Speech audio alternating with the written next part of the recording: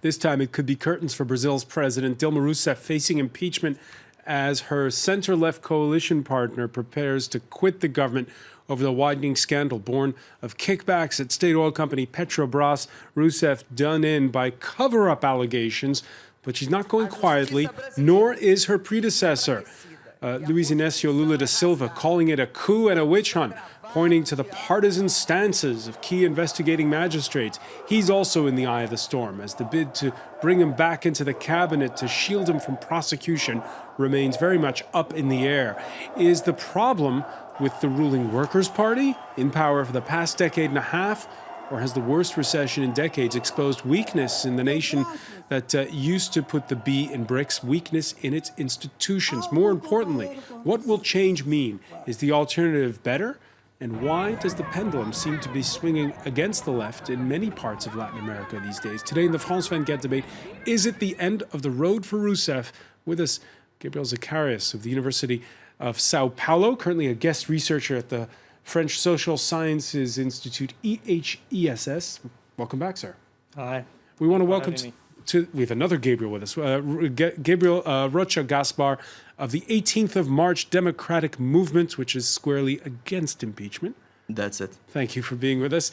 Virginie Jacob-Berger of the French business magazine Valeurs Actuelles. Exactly. Welcome to the show. Thanks. And from Washington, Juan Carlos Hidalgo of the pro-free market Cato Institute think tank. Thank you for being with us. Thank you.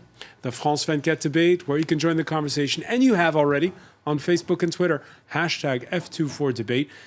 Let's start with the rising tempers outside Parliament on Monday.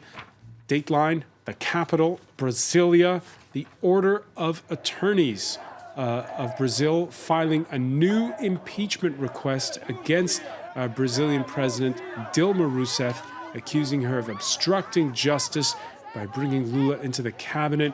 They also upset what they call fiscal accounting tricks and the granting of for the international soccer body FIFA of a tax-exempt status during the 2014 World Cup.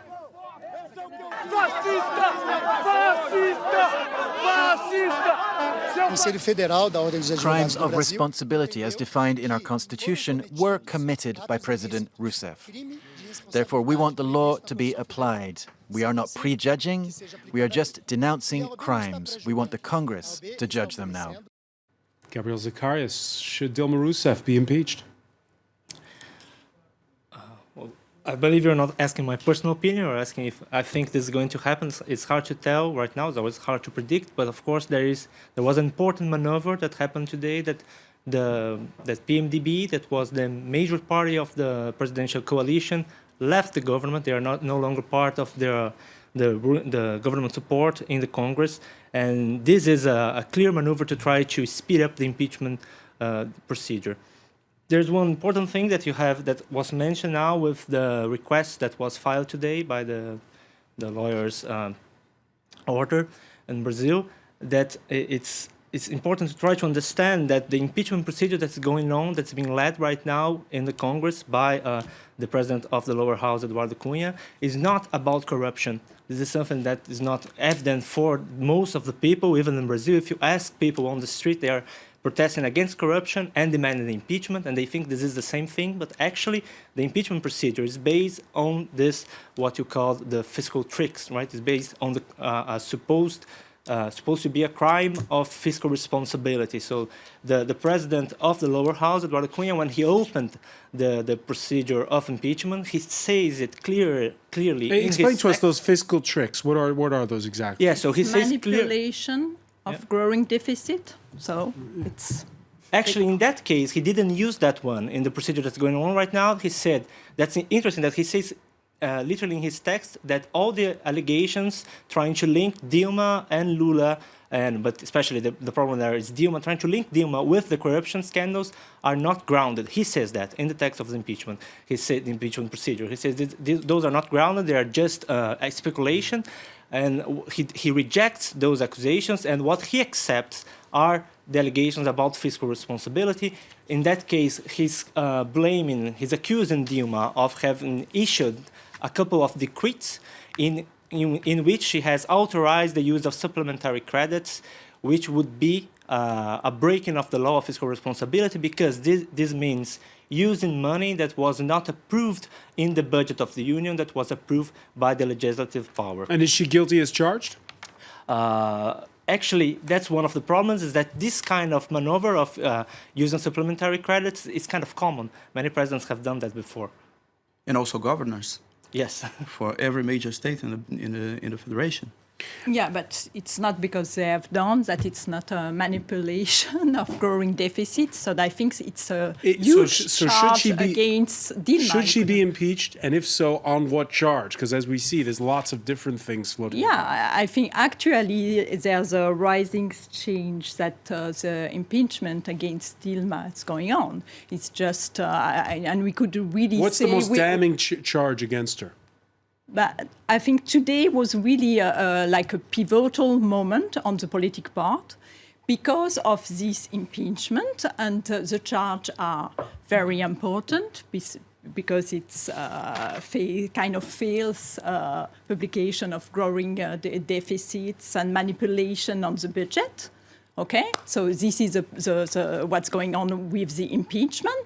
But today it was really a pivotal political moment, because really it's really for Brazil and for Dilma a very critical moment, and she couldn't escape from impeachment with what's going on with PMDB. She lost first the people with the march 15 days ago. Now she just lost the allies. So after losing the people, she lost the allies. So, and the main political party. So that's what's going on just now about impeachment. Gabriel Rocha Gaspar.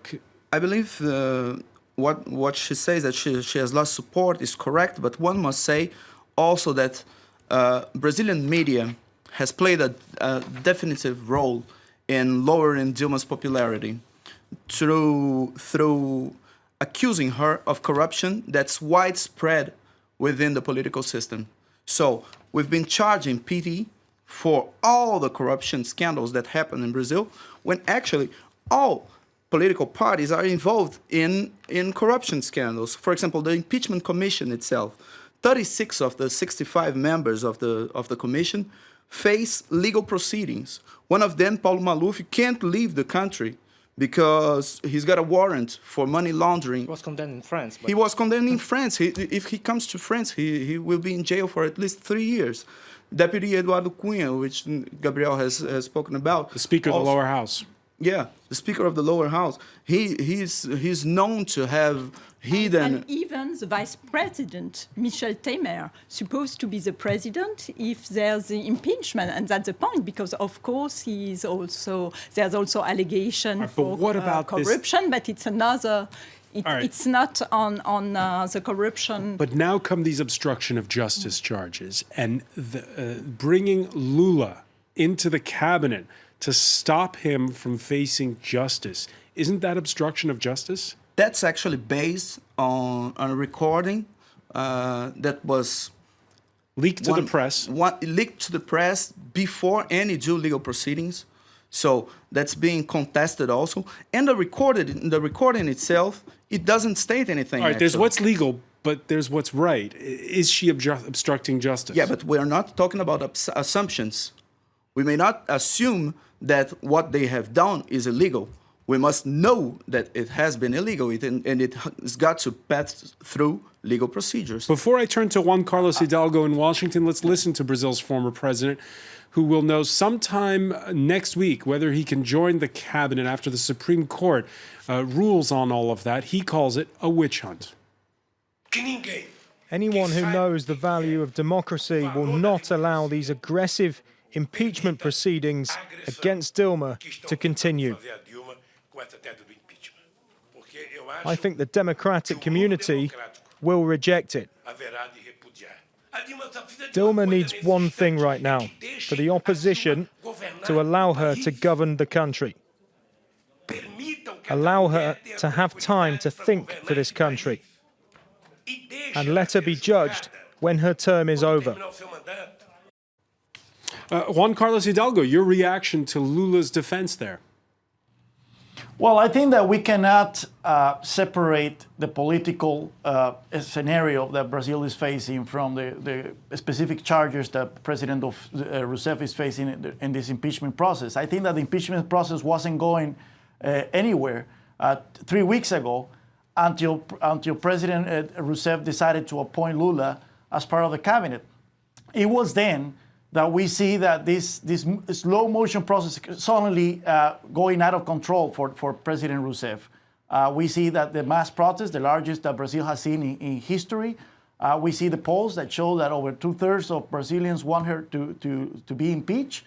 And we also see that the proceedings within the lower house that were taking forever to take place, where now are certain to, I mean, there is a committee that is knowing the charges, and probably now that the PMDB has left the coalition, it's all but a certainty that it's pretty much certain that President Rousseff will be impeached. So I think that Lula is the main responsible for setting the fate of President Dilma Rousseff in Brazil. Your reaction to that, Gabriel, bringing Lula back into the cabinet, has that sealed Dilma Rousseff's fate? Perhaps that might be, but actually, when he was brought to the cabinet, he had just faced the coercive conduction imputed by the Judge Moro, which actually is a legal procedure that applies to people who refuse to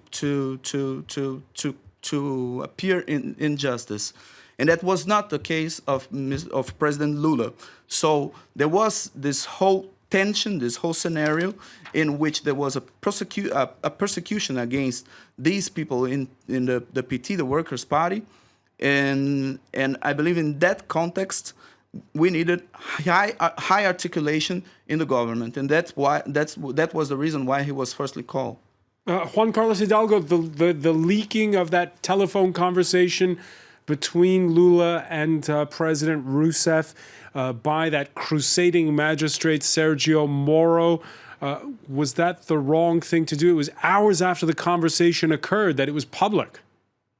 Well, Sergio Moro claims that it was in the public interest to release that conversation. And certainly the fact that that conversation went public has triggered all these events. But doesn't it show that he's not impartial, that he's in fact partisan? I agree that there is a troubling aspect of the fact that a private conversation, we now know for a fact that the phones of President Lula are being intercepted. But I think that there is a troubling aspect behind the fact that this conversation was leaked to the public. If there is a judicial investigation, that judicial investigation should take place. But Sergio Moro, by releasing that tape, I certainly agree that he appealed to the public, and by that he was playing politics. I'll put this to you, Gabriel Zacharias. We talked about a pivotal moment being when Lula, after he had been made placed under formal investigation, then brought into the cabinet. But there's perhaps another pivotal moment that comes before that, the plea bargain of a senior lawmaker, Delcidio Amaral, detailing accusations against President Rousseff, including that she knew about a scheme to buy a refinery in the United States at an inflated price. Remember, she was the former energy minister under Lula and therefore sat on the board of state oil company Petrobras. Is there a doubt in your mind that she could not have known about this? I think he has withdrawn that, no? That was denied afterwards. I don't know if that was denied, actually. Yes, that was first leaked, this information, then it was denied. So far, yes, we cannot accuse her of that. But it's true that Delcidio Amaral was a pivotal figure there, because he was, before joining the Workers' Party, he was a member of the Social Democratic Party, which is the main oppositional party. So he's kind of an institution of corruption himself. He was already there doing schemes with the previous government, and then with the current government. So he has a lot to tell, and he's telling a lot of things, not only about the government, not only about the Workers' Party, but also about the opposition. Virginie, Yeah, I still think that on Petrobras affair, on Lava Jato... Lava Jato, just explain for our viewers. It means Operation Car Wash. Yeah, it's exactly. It's 'Cause they found the Operation money in a car wash. It's just a Bags of small part of Petrobras affair, but it's already, if you see the investigation, more than $4 billion of fraud. So it's a massive, right? And already the investigation, we just see that it's quite compare Lava Jato to manipulate in Italia, because it's completely the corruption of the politics with federal company, with Petrobras. And by the way, what you say before is that at that time, President Dilma Rousseff was, in fact, the Ministry of Energy and also on the board of Petrobras. So I think one time we have also to ask a question about the responsibility, and she all the time denies that she knows something about all this scheme on corruption. But how could she deny it? Because it was inside, and it was exactly the people who organized this Lava Jato or car wash scheme was on the board of Petrobras at that time. Gabriel Richard Gaspar. Not only... Go ahead, Juan Carlos Hidalgo. Not only was she in the board, she was the head of the board exactly. during those years. So that increases the responsibility she had. So right now, what she's basically doing is claiming ineptitude. I was inept. I wasn't paying attention during this when the company was being debased by billions of dollars. Gabriel Rocha Gaspar, very briefly. Well, actually, that's another assumption, because we are assuming that she knew something that we don't know if she knew. No, we are assuming. That's sure. If you are at the head of the board, or you're not efficient, or you know, or you're guilty, there's not a lot of choice, you know. All right, one reaction on the hashtag F24 debate from Landon. Obviously, when you've lost the will of the people for the best of the nation, you should vacate the office, especially considering Brazil sorely needs leadership right now to navigate its way out of a very severe recession. We'll be picking up on that point when we come back. You're watching the France 24 debate.